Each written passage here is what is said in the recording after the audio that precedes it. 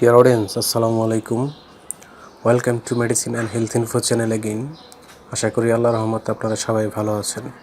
বন্ধুগণ, আজকের ভিডিওতে আমি আপনাদেরকে উকুন মারার লোশন সম্পর্কে আলোচনা করব। পাশাপাশি লোশনটির নাম, দাম, গ্রুপ বা জেনারিক নাম, প্রস্তুত করা কোম্পানির নাম, ব্যবহার নিয়ম এবং এর সাইড এফেক্টস বা পার্শ্ব প্রতিক্রিয়া সম্পর্কে আলোচনা করব। তবে ভিডিওটি শুরু করার আগে আপনাদের প্রতি অনুরোধ, আপনি যদি আমার চ্যানেলে নতুন হয়ে থাকেন তাহলে অবশ্যই চ্যানেলটি সাবস্ক্রাইব করে লাইক, কমেন্টস এবং শেয়ার করবেন। বন্ধুগণ, আমাদের পুরুষ কিংবা মহিলা উভয়ের মাথায় অনেক সময় উকুন হয়ে থাকে।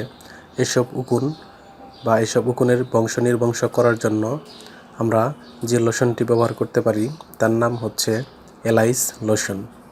এটির গ্রুপ বা জেনারিক নাম হলো ইভারমেকটিন। এটির উৎপাদনকারী প্রতিষ্ঠানের নাম হচ্ছে স্কয়ার ফার্মাসিউটিক্যালস লিমিটেড। এলাইস লোশন যেটি 60 গ্রাম টিউবের, সেটির দাম মাত্র 130 টাকা।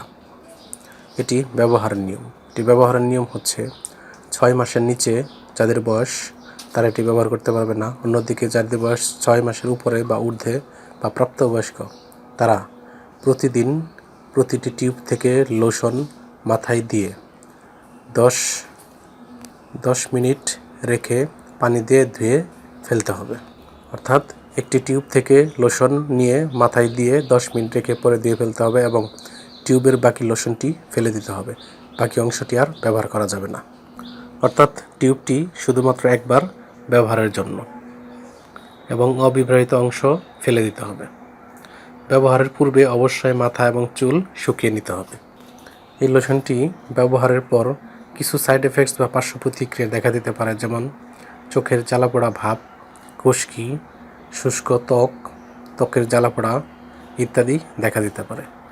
গর্ভাবস্থা এবং স্তন্যদানকালীন সময়ে এটি ব্যবহার করা যাবে কিনা সেই বিষয়ের পরামর্শ অবশ্যই রেজিস্টার্ড চিকিৎসকের পরামর্শ অনুযায়ী ব্যবহার করতে হবে। অর্থাৎ যে কোনো লোশন কিংবা ঔষধ খাওয়া কিংবা ব্যবহারের পূর্বে অবশ্যই চিকিৎসকের পরামর্শ নেওয়া বাধ্যতামূলক। এটি আলো তাপ থেকে দূরে ঠান্ডা এবং শুষ্ক স্থানে রাখতে হবে এবং অবশ্যই শিশুদের হাতের নাগালের বাইরে রাখতে হবে। ধন্যবাদ।